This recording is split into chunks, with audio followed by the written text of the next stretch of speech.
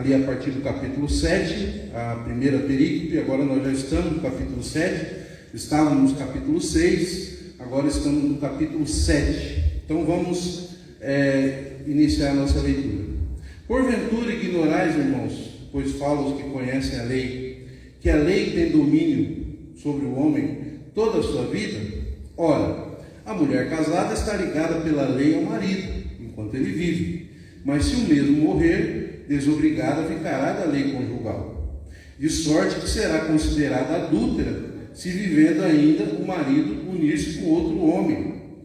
Se vivendo ainda o marido unir-se com outro homem. Porém, se morrer o marido, estará livre da lei, e não será adúltera se contrair novas núpcias. Assim, meus irmãos, também vós morrestes relativamente à lei, por meio do corpo de Cristo, para pertencerdes a outro, a saber, aquele que ressuscitou dentre os mortos, a fim de que frutifiquemos para Deus. Porque quando vivíamos segundo a carne, as paixões pecaminosas, postas em realce pela lei, operavam em nossos membros, porque quando vivíamos segundo a carne, as paixões pecaminosas postas em realce pela lei, operavam em nossos membros, a fim de frutificarem para a morte. Agora, porém, libertados da lei, estamos mortos para aquilo a que estávamos sujeitos, de modo que servimos em novidade de espírito e não na caducidade da letra. Amém? Amém. Vamos orar? Pai, em nome de Jesus, nós queremos te agradecer mais uma vez pela tua palavra. Obrigado, Senhor, pelos nossos irmãos. Obrigado pela nossa querida visitante. O Senhor a abençoe grandemente. Também, Senhor Deus, queremos, nesse momento, interceder por aqueles que estão enfermos, especialmente pelo avô da Gislaine. Senhor, o Senhor esteja abençoando, tocando na sua enfermidade, trazendo cura, trazendo consolo. Também, Senhor Deus, queremos orar por aquela criança que foi colocada hoje no grupo como motivo de oração. Em nome de Jesus, Senhor Deus, que o Senhor esteja tocando também na sua enfermidade, para que ela seja, Senhor Deus, curada também. Nós oramos por isso, Senhor Deus, crendo que o Senhor é poderoso para fazer infinitamente mais do que pedimos ou pensamos. Se assim for a tua vontade, Senhor Deus, traz a saúde àquela criança. Também abençoa, Senhor Deus, sua família. Consola sua família, Senhor, que está preocupada nesse momento. Livra o seu pai, Senhor Deus, daquela depressão com a qual ele está lutando, Senhor, nesse momento difícil da doença do seu filho. Levanta o seu semblante, traz alegria a ele, Senhor. Em nome de Jesus, traz a ele, Senhor Deus, ânimo. Traz a ele, Senhor Deus, o consolo e o conforto que só o Senhor pode trazer e a esperança da salvação. Amém. Assim oramos, Senhor Deus, com gratidão, e oramos também por aqueles que porventura estão nos vendo pelas redes sociais. O Senhor abençoe cada pessoa, cada família, que esteja entrando, Senhor Deus, com a tua palavra nos lares, Senhor, para que o teu nome seja glorificado. Assim oramos no nome de Jesus. Amém. Amém. Amém. Meus amados, nós então terminamos a última vez o capítulo 6 com o versículo 23, onde nós vemos uma das declarações mais belas e mais importantes da palavra de Deus com relação ao Evangelho. Lá no capítulo 6, versículo 23, um pouquinho antes da gente ir para o capítulo 7, Paulo termina dizendo o seguinte: porque o salário do pecado é a morte, mas o dom gratuito de Deus é a vida eterna em Cristo Jesus, nosso Senhor. Ou seja, o salário, eu terminei falando isso, né? O salário do pecado é a morte. E nós trabalhamos bastante para receber esse salário. Porque nós pecávamos, nós oferecíamos os nossos membros para o pecado. Nós pecávamos, como eu disse, com gosto. E a gente gostava de pecar, mesmo vivendo e sentindo e entendendo de certa forma na nossa consciência que estávamos quebrando a lei de Deus, mas por conta do pecado que habita em nós então não conseguimos viver de outra maneira e estávamos com a nossa morte decretada. Essa é a grande verdade. Aquele que não está em Cristo, ele vive com a sua morte decretada, ele está em condenação. apesar de pecar, e às vezes demonstrar uma certa alegria, uma alegria que a gente sabe que é uma alegria ilusória. E como eu vivi muitos anos da minha vida, uma alegria ilusória, mas pecava com gosto, fazia coisas que desagradavam a Deus. E então, como resultado disso, acumulava para mim morte, porque o salário do pecado é a morte. E nós trabalhamos bastante para receber esse salário, porque a gente peca, porque a gente quebra a lei de Deus. Mas, sempre tem um mas, sempre tem a esperança, sempre tem uma mudança quando Cristo entra na nossa vida. Amém, queridos? Amém. Quando Cristo entra, tudo muda. E aí ele diz assim: mas o dom gratuito de Deus é a vida eterna em Cristo Jesus, nosso Senhor. Eu recebi algo, um salário maravilhoso, que é a vida eterna, sem nunca ter trabalhado por ele.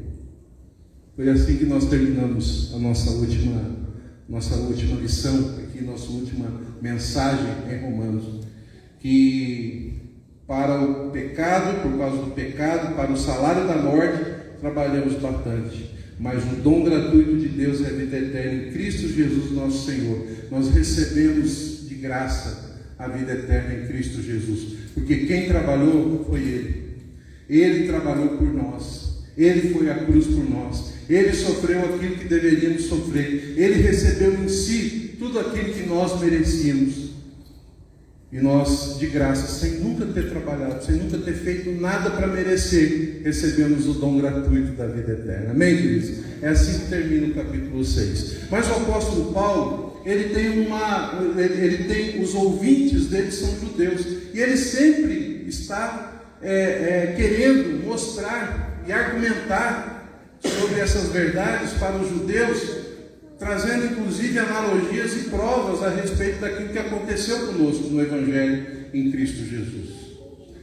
Paulo, ele inclusive, ele é repetitivo com relação a muitos ensinamentos, justamente porque ele não tem uma plateia como a nossa aqui, que já conhece o Evangelho, já conhece a Bíblia, já sabe da história de Jesus, já tem a Bíblia completa, de Gênesis a Apocalipse. Nós já temos tudo revelado, não há outra revelação, irmãos. Não existe necessidade de nenhuma outra revelação para nós. Nós temos já a Bíblia, o cânon completo, está fechado, ela é suficiente, amém? E nós temos tudo hoje, irmãos, nós entendemos muito bem o que Paulo está falando, com a quantidade de ensinamentos, com a quantidade de recursos que nós temos, com a quantidade de Bíblias que nós temos, com a quantidade de exegeses que nós temos, pregadores que estão pregando nas redes sociais, com tantos recursos e cursos e faculdades teológicas e estudos teológicos. Hoje, para nós, parece, em algum momento, que Paulo ele está querendo repetir ensinamentos, mas naquele momento, queridos, é importante que nós saibamos, o Evangelho era uma novidade para aquelas pessoas. Era maravilhoso demais o Evangelho para aquelas pessoas. Então Paulo, ele abusa das analogias para nós entendermos a maravilha daquilo que Cristo fez em nós e por nós. Ele faz, e agora ele vai fazer o quê? A analogia do casamento. Ele vai utilizar como recurso de linguagem uma analogia do casamento para nos falar a respeito da nossa morte para a lei, da nossa morte para o pecado, de como nós morremos com Cristo na cruz, e agora nós estamos unidos a Cristo. Estamos unidos a Cristo na sua morte, e agora estamos unidos a Cristo também na sua vida, porque Ele está vivo. Amém? Ele está vivo, Cristo está vivo. E é por isso que ele diz assim: porventura ignorais, irmãos, pois fala os que conhecem a lei. Olha só, os que conhecem a lei, os judeus, né? Especialistas, né? Ele imagina, ele tem aquele judeu imaginário nos seus ouvintes, né? Lendo onde a sua carta está sendo lida. Ele está imaginando aquela plateia onde estão inseridos muitos judeus, onde está sendo lida a sua carta. Ele diz: pois fala os que conhecem a lei. Você está acompanhando comigo aí? Pois fala os que conhecem a lei, que a lei tem domínio sobre o homem toda a sua vida. O que isso quer dizer, amado? Que a lei é nossa companheira toda a vida. Durante toda a nossa vida, nós temos a lei como companheira. Durante toda a nossa vida, nós temos a santidade de Deus nos confrontando. Nós temos a lei de Deus nos confrontando. E durante toda a nossa vida, essa lei vai nos acompanhar. Ela tem domínio sobre nós. A lei, ela sempre terá um domínio sobre nós, porque ela se apresenta o tempo todo mostrando quem nós somos. Porque a lei, meus amados, ela não é ruim. Nós não podemos em nenhum momento entender que a lei de Deus, especialmente quando nós falamos da sua lei moral, os 10 mandamentos, eles têm uma conotação negativa. Pelo contrário, a lei é boa, é santa, é pura, é imaculada. Ela revela o caráter santo de Deus. A lei nos mostra quem é Deus e nos mostra, nos acusando, nos mostrando como a quantidade de vezes que nós a quebramos. Então a lei, ela tem uma função muito, muito bonita, muito bela na nossa vida, no sentido que ela nos expõe à realidade. A lei nos expõe à realidade do caráter santo de Deus. E ela também nos expõe à realidade de quem nós somos. Ela nos mostra quem nós somos. A lei de Deus, os 10 mandamentos, a lei moral, ela expõe que nós não somos grande coisa. Que nós não somos assim no sentido de que somos pessoas caídas por causa do pecado. De que nós, muitas vezes, nós não podemos nos jactar, nós não podemos achar que nós somos os melhores, nós não podemos achar que nós somos reis, nós não podemos achar que nós somos deuses. Por quê? Por causa da lei. A lei de Deus está sempre nos acusando, seja a lei moral expressa nas Escrituras, seja a lei natural que nos acusa na nossa consciência, porque Deus criou todas as coisas. E Ele também nos criou e opera em nós uma consciência daquilo que é certo e daquilo que é errado, mesmo que não houvesse lei, mesmo que não houvesse os mandamentos de Deus na palavra. Existe uma lei natural operando em nós, que nos mostra, e mostra até aquele que nunca teve contato com a palavra de Deus, que existe um Deus santo, que Ele está irado contra aquilo que é errado. Então é por isso que Paulo diz assim, que essa lei, ela está presente na nossa vida toda. Sejam aqueles que não conhecem a Cristo, sejam aqueles que já conhecem a Cristo, porque nós temos consciência da lei. Nós temos consciência de quem é Deus, da santidade de Deus, e que é inalcançável obedecê-lo por completo. E aí o que acontece? Nós nos recolhemos na nossa insignificância. Nós que conhecemos a Cristo, nós vamos sempre nos lembrar de que nós não somos nada. Agora, existem muitas pessoas que não. Existem muitas pessoas que acham que são muito boas, né? Que não fazem nada de mal, mas essas também, a lei vem para também trazer a elas também a revelação de Deus, mostrar o caráter santo de Deus. E é por isso que ele diz assim, que a lei tem domínio sobre o homem toda a sua vida. Durante toda a sua vida, minha querida Juliana, durante toda a nossa vida, nós temos o olhar severo da lei sobre nós. Imagina o olhar severo da lei sobre nós. Mas Paulo vai então utilizar a analogia do casamento para quê? Para poder nos dizer que em Cristo nós morremos para a lei.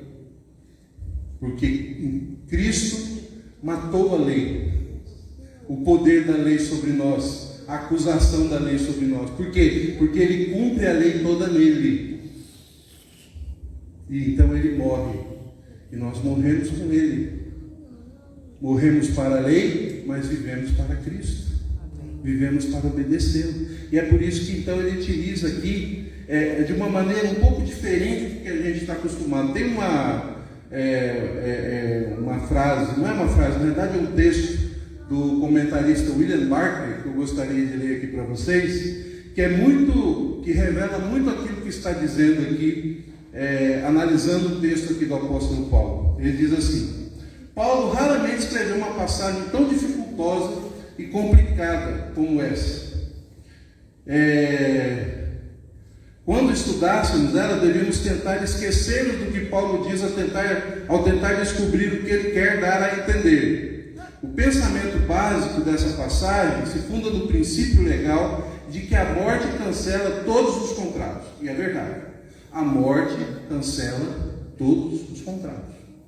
Um casamento só pode... Olha só o ensinamento. Nós não estamos falando de casamento aqui, tá, irmãos? É uma analogia. Porém, nós podemos aprender algumas coisas sobre casamento que são básicas. Que um casamento, por exemplo, ele só pode ser rompido pela morte. No sentido natural. No sentido para o que ele foi criado. Casamento é indissolúvel. Uma vez casados, ele só pode ser rompido mediante a morte. É assim que Deus fez. Essa é a forma para a qual Deus criou o casamento. Para sempre.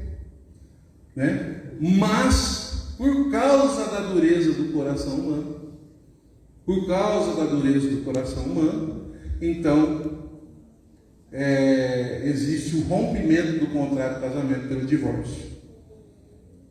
Mas é essa a vontade de Deus? Não.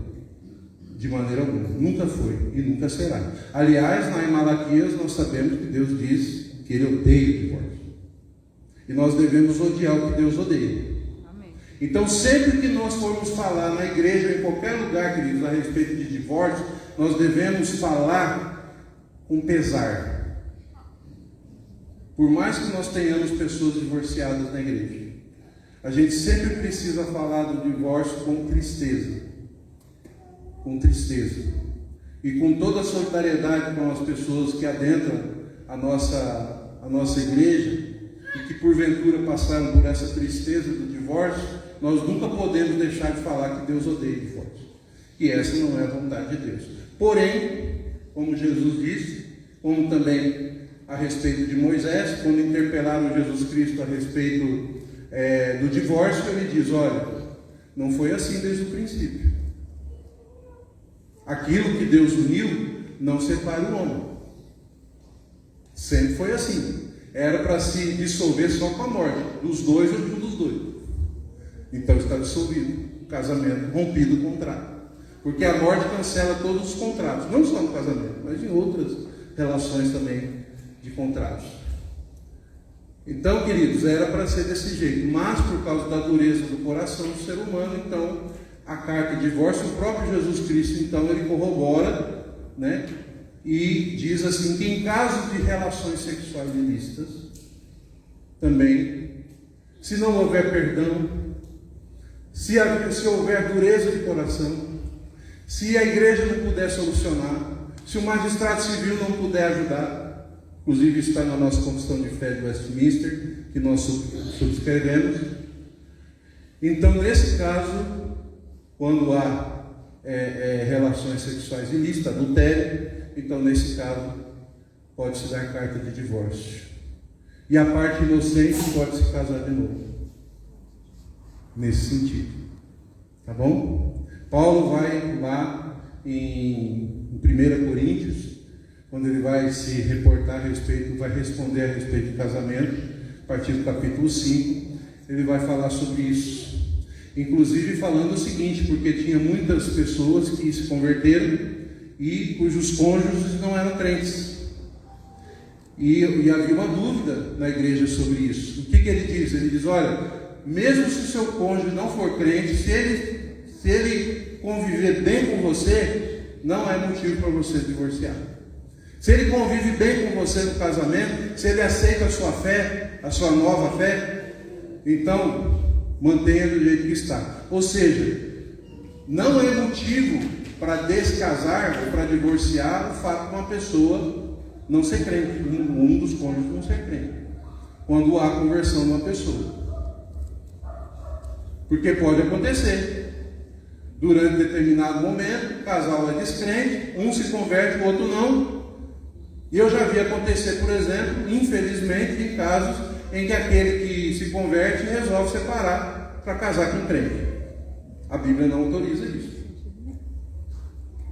Então a gente está aqui aproveitando para falar e para instruir muito bem a igreja sobre isso. Eu sei que a maioria aqui já sabe disso, mas claramente, queridos, o divórcio é aceito no caso de relações sexuais ilícitas, quando não há perdão, depois de todo esforço que é feito, se não tiver jeito, ou em caso de abandono. Por quê? Porque Paulo, no mesmo texto, ele vai dizer o seguinte: olha, mas se a pessoa com quem você é casado não suporta a sua fé e ir embora, deixa que ele vai, e aí você está liberado para casar de novo. Vocês estão entendendo? Amém, queridos? Amém. Então, assim, se a pessoa se converteu, o outro não aceita a fé da pessoa, resolve ir embora. Nesse caso, infelizmente, que é o abandono, né? É o abandono do lar. E é claro que o abandono, às vezes, ele se mostra de outras formas também. Mas, irmãos, esse também é um motivo do divórcio. Infelizmente. Porque Deus odeia o divórcio. Mas aqui, Paulo, então, ele está usando na simplicidade daquilo que é o casamento. O quê? Que o casamento cancela todos os contratos. Ora, versículo 2. Ora, a mulher casada está ligada pela lei ao marido. Por quê? Porque casamento, meus amados irmãos, é segundo a lei. Tá? Ela está ligada pela lei ao marido, enquanto ele vive, mas se o mesmo morrer, desobrigada ficará da lei conjugal. Obviamente, se a pessoa morrer, ela pode se casar de novo. Tá? É isso que ele está querendo dizer aqui. Versículo 3. De sorte que será considerada adúltera se ela deixar o marido ainda vivendo, ela deixar o marido para poder se casar com o outro. Isso aqui é muito simples. De sorte que será considerada adúltera se vivendo ainda o marido unir-se com outro homem. Porém, se morrer o marido, estará livre da lei e não será adúltera se contrair novas núpcias. Ok? Está claro para vocês isso aqui, amém? Amém. Então tá bom. Paulo agora então vai fazer a analogia daquilo que ele está querendo dizer com relação a nós no Evangelho. Tá? Assim, meus irmãos, também vós morrestes relativamente à lei. Ou seja, nós não estamos, meus amados, preste atenção aqui, olha aqui para mim. Nós não estamos sujeitos a uma série de regras, porque em Cristo nós morremos para a lei. Amém?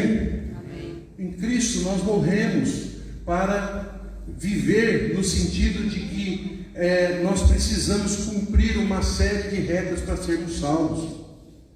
Nós não temos essa necessidade, porque esse era o entendimento.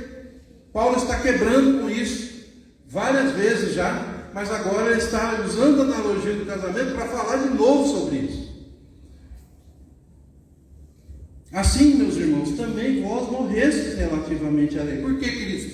Porque quando Cristo morre, eu também morro com Ele, para o pecado, para a lei, por meio do corpo de Cristo, para pertencerdes a outro, a saber, aquele que ressuscitou dentre os mortos, a fim de que frutifiquemos para Deus. Olha o que o William Barclay fala sobre isso. O pensamento básico dessa passagem se funda no princípio legal de que a morte cancela todos os contratos. Paulo começa com a ilustração desta verdade e quer usar essa figura como um símbolo do que acontece com o cristão. Enquanto o marido de uma mulher vive, ela não pode tornar a casar-se se o fizer estar em adultério. Mas se o seu, ou seja, ela não pode casar duas vezes enquanto ele vive. Mas se o seu marido morre, o contrato é, por assim dizer, cancelado. E ela fica livre para casar-se com quem quiser. Agora, em vista disso, Paulo diria Paulo, que estamos casados com o pecado, que este pecado foi morto por Cristo e que, portanto, estamos livres para nos casar com Deus. Essa seria a normalidade do que poderia se fazer. Nós morremos para o pecado e agora, em Cristo Jesus, nós podemos nos unir a Deus. Tá? indubitavelmente, o que Paulo se propôs a dizer. Mas nessa figura aparece a lei. Por isso que ele fala que é complicado aquilo que Paulo está dizendo, tá?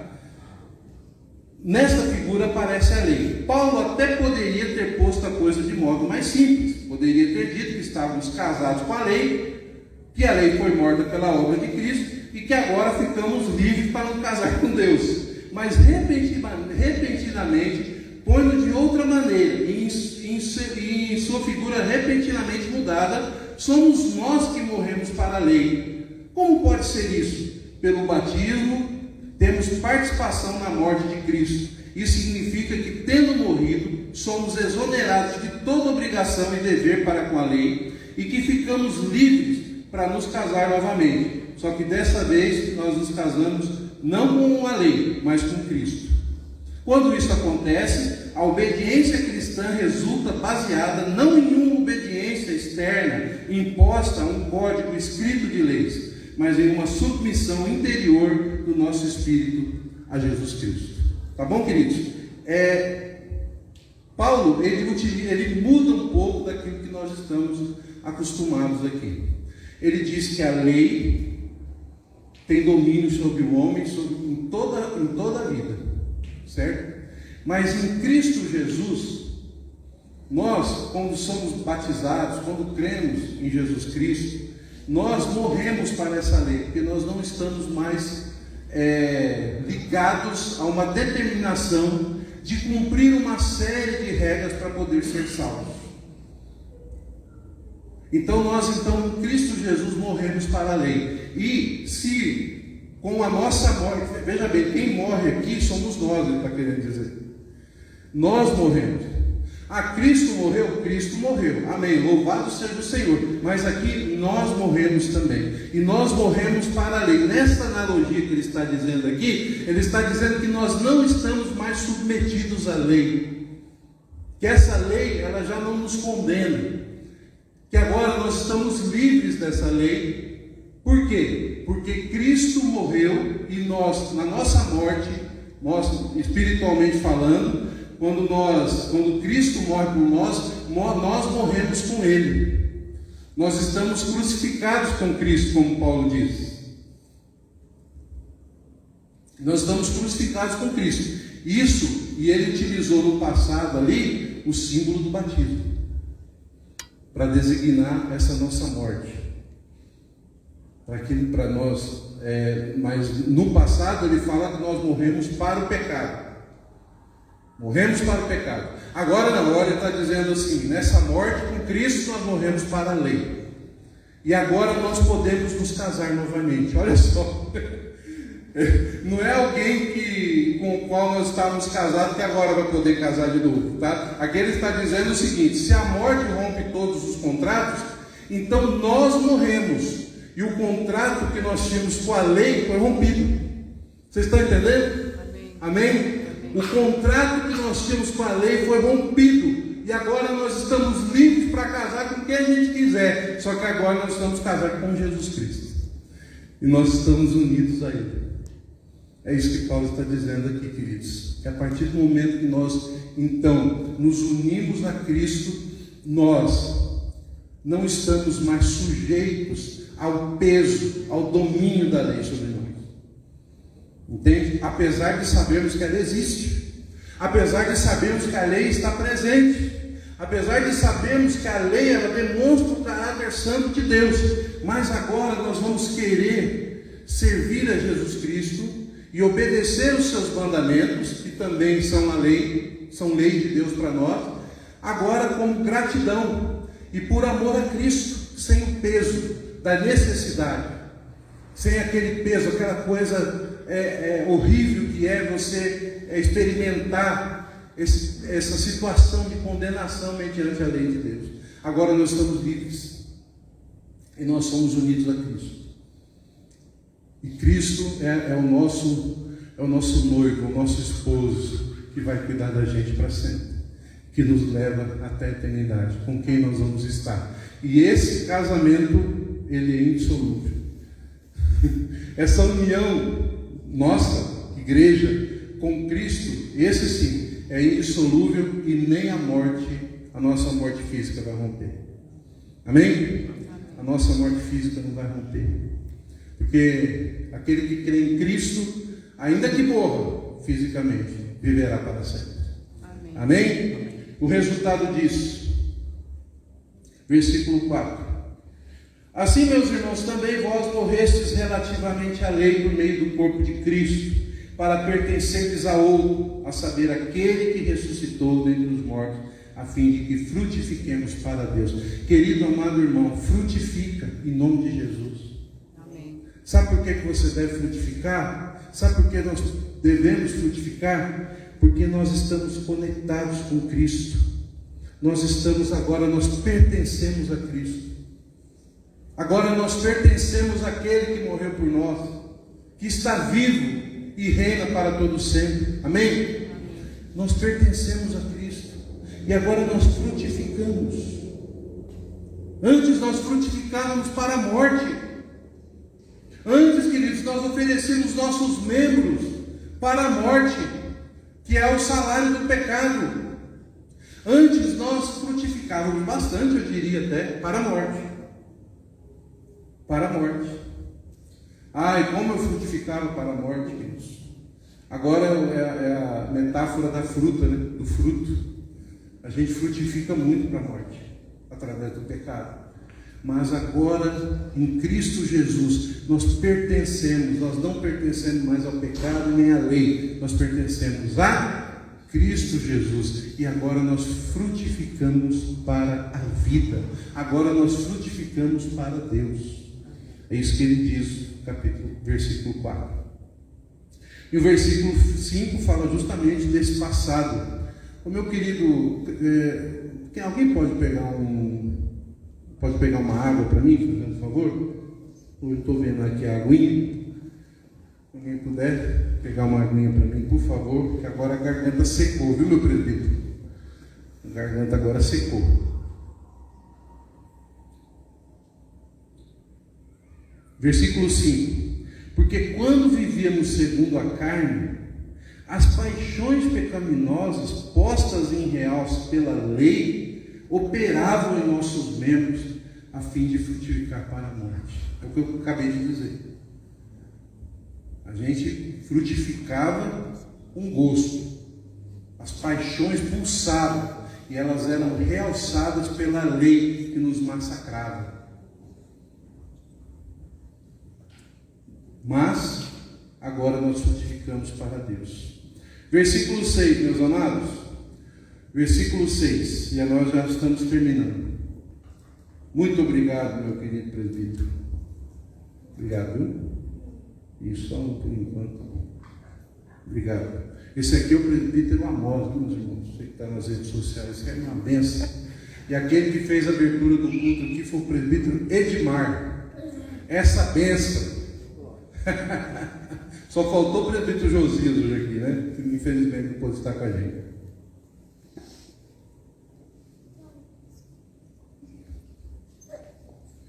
Eu estou com sede mesmo, gente. Não é para fazer inveja para vocês, não, tá? Mas tá boa essa água, hein? Eu já estou exagerando. Ai. Agora, porém, versículo 6. Encerrando, terminando.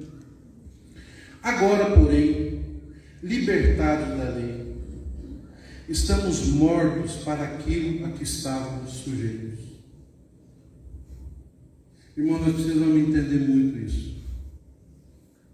Nós precisamos colocar em prática isso. Irmãos, antes nós estávamos sujeitos, nós éramos escravos do pecado. Antes a gente não conseguia parar de pecar.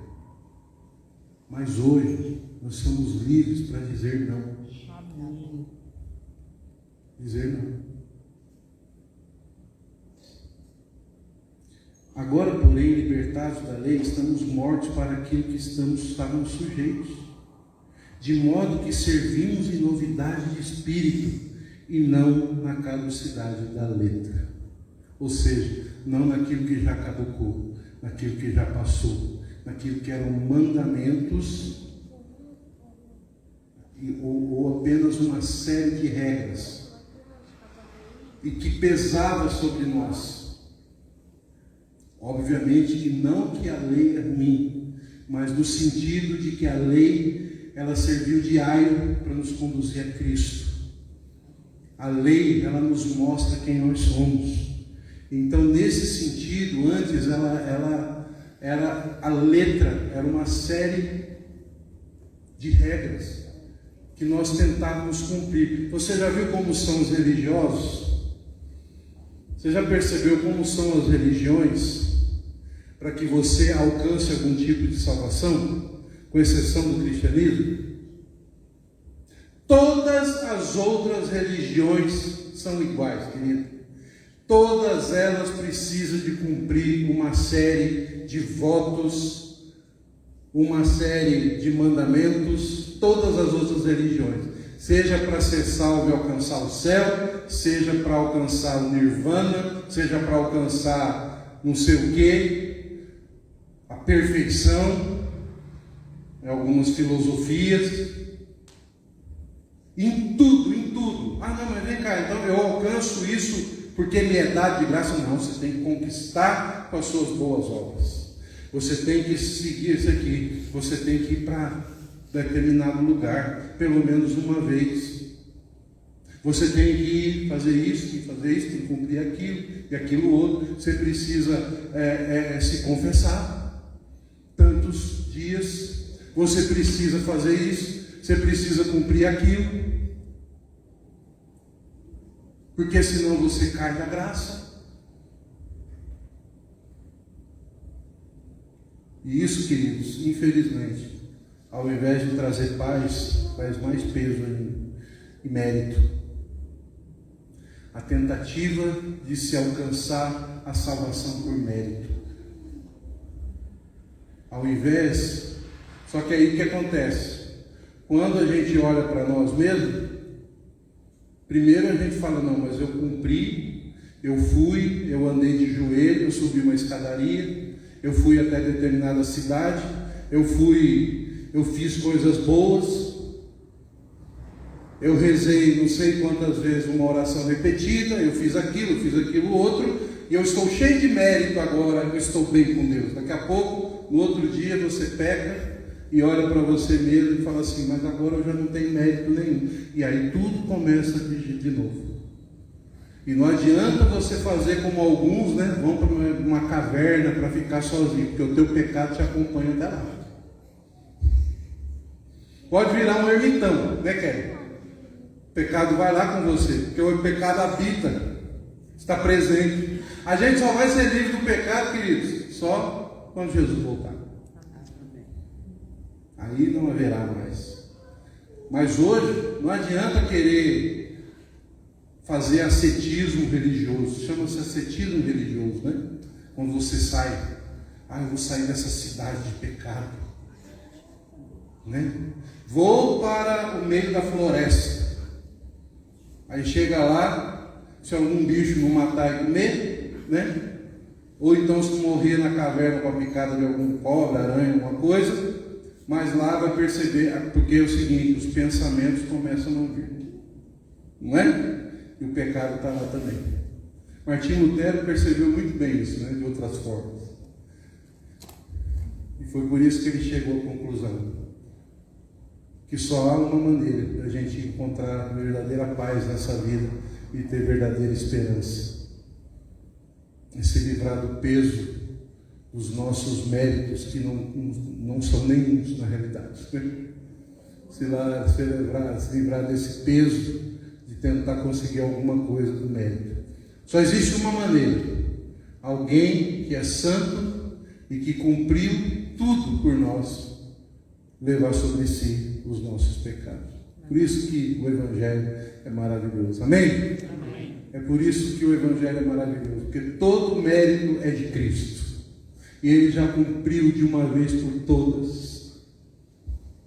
Ele já cumpriu de uma vez por todas. E nele, pela fé em Cristo Jesus, nós somos salvos. Agora, sem o peso de tentar conseguir nada por mérito. Agora nós fomos libertos de tudo isso. Nós estamos mortos para aquilo que nós estávamos sujeitos e escravizados. Amém, queridos? Amém. morremos para essa escravidão. E agora, de modo que servimos em novidade de espírito, agora nós servimos por amor. Agora nós praticamos os mandamentos de Cristo, porque o amamos e queremos ser parecidos com Ele, por gratidão àquilo que Ele fez por nós, e vamos buscar obedecê-lo. Mas pastor, a gente não vai conseguir, é verdade, mas quando a gente cair, nós nos arrependemos. Quando a gente cair, a gente pede perdão, e o Senhor nos estende a mão e nos levanta. Amém. E assim nós vamos caminhando, queridos, de graça em graça, de glória em glória, até o dia que estaremos naquele lugar onde não haverá essa luta, né? Não haverá mais essas inadequações desta vida aqui, desse lado da eternidade. Mas enquanto ainda estamos aqui, queridos, sirvamos em novidade de vida. Amém? Porque em Cristo nós morremos para a lei e ficamos livres para nos unirmos a Ele mesmo. Porque Ele morreu, mas ressuscitou e está vivo, e agora nós nos unimos a Ele. Essa é a beleza da metáfora ou da analogia do apóstolo Paulo, queridos. E que nos dá também uma palhinha, um fio, para falar um pouquinho sobre casamento, sobre a seriedade que é o casamento, na sua origem. O tempo em que nós estamos falando e vivendo tantas coisas, e tantos ataques ao casamento, nós precisamos acreditar, nós precisamos pregar sobre o casamento.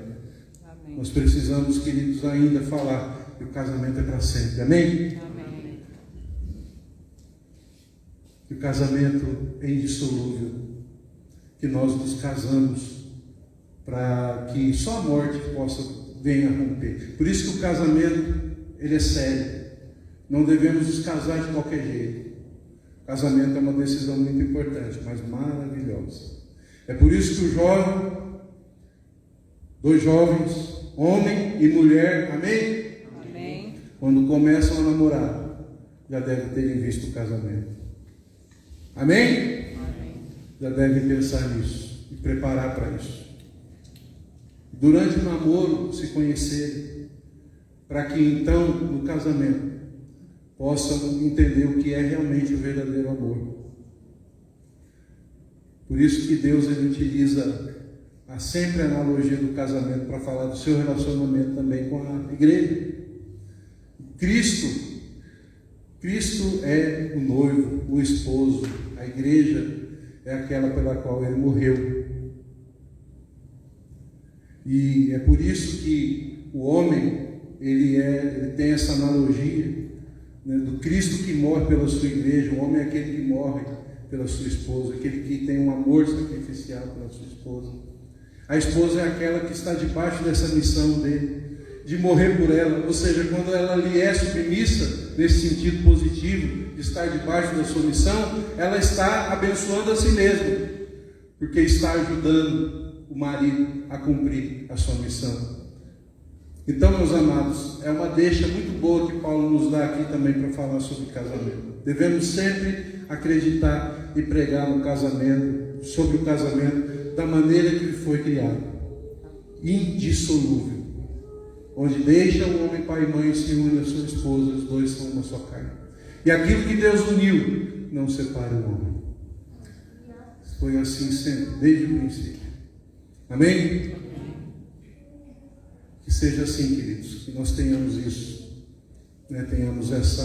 Nós tenhamos esses valores no nosso coração, e que nós vivamos e servamos em novidade de espírito, como diz aqui a palavra de Deus. Amém?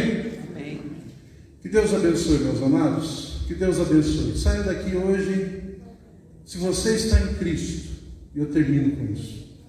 Se você está em Cristo, querido, e você crê de todo o coração em Jesus Cristo, saia daqui hoje leve, livre.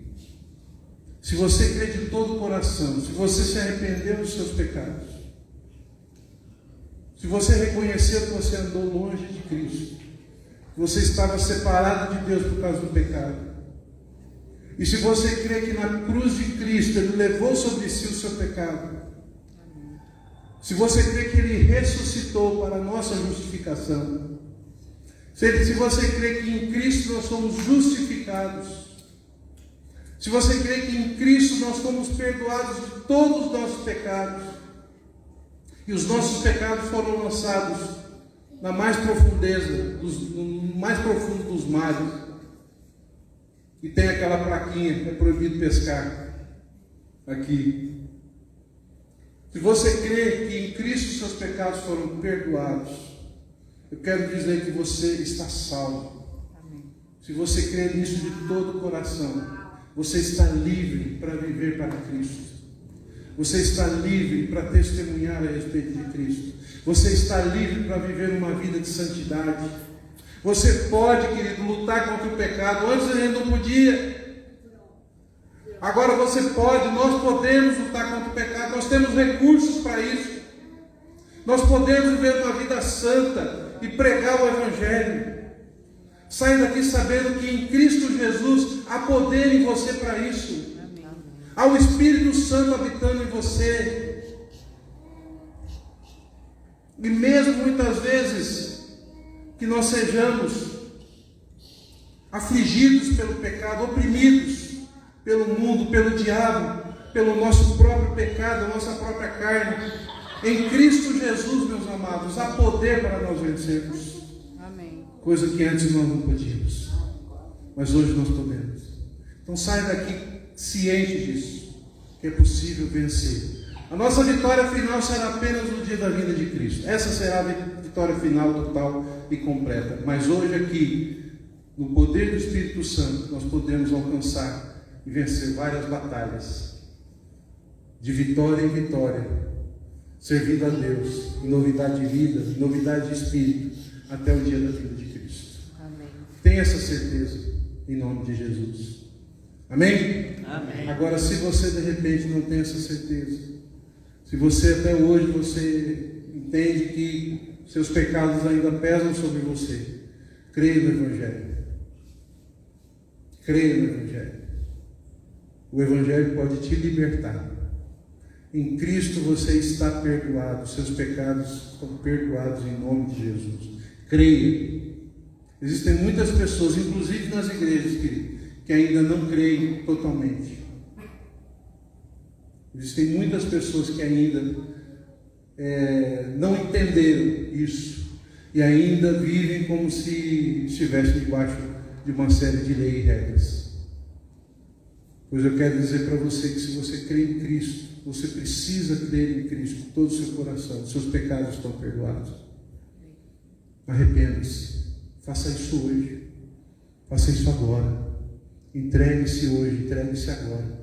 Você que está nos vendo pelas redes sociais, se porventura há alguém aí que ainda não entendeu isso, entenda que o Senhor revele a você, que o Espírito de Deus revele a você, para que você creia, se arrependa e viva uma nova vida em nome de Jesus.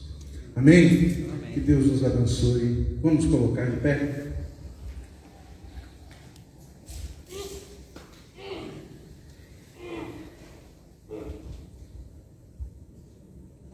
Pai querido, muito obrigado pela tua palavra.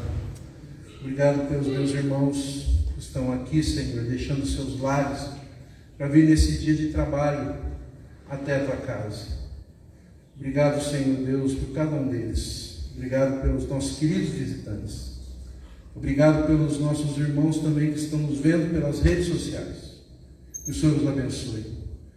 Ó Senhor, faz, Senhor Deus, frutificar a tua palavra no nosso coração. Amém. Ó Deus, que essa palavra de hoje, Senhor Deus, possa nos transformar. Possa, Senhor Deus, nos abençoar. Ó Deus, em nome de Jesus, Senhor Deus, ministra a cada coração, a cada irmão, a cada pessoa que está nos ouvindo nesse momento, Pai.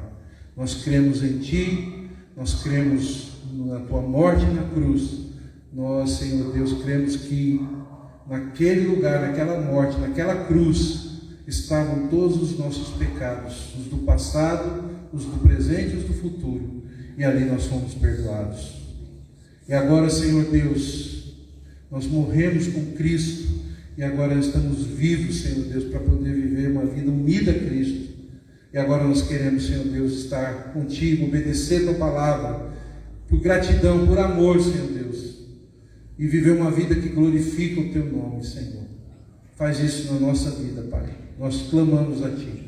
E que a graça e a paz do nosso Senhor e Salvador Jesus Cristo, o amor insondável do nosso Deus e Pai, e as consolações do Espírito Santo do Senhor repousem sobre vós e sobre toda a igreja de Cristo espalhada pela face da terra, hoje e para todo sempre. A igreja diz: amém. Deus abençoe, meus amados, em nome de Jesus.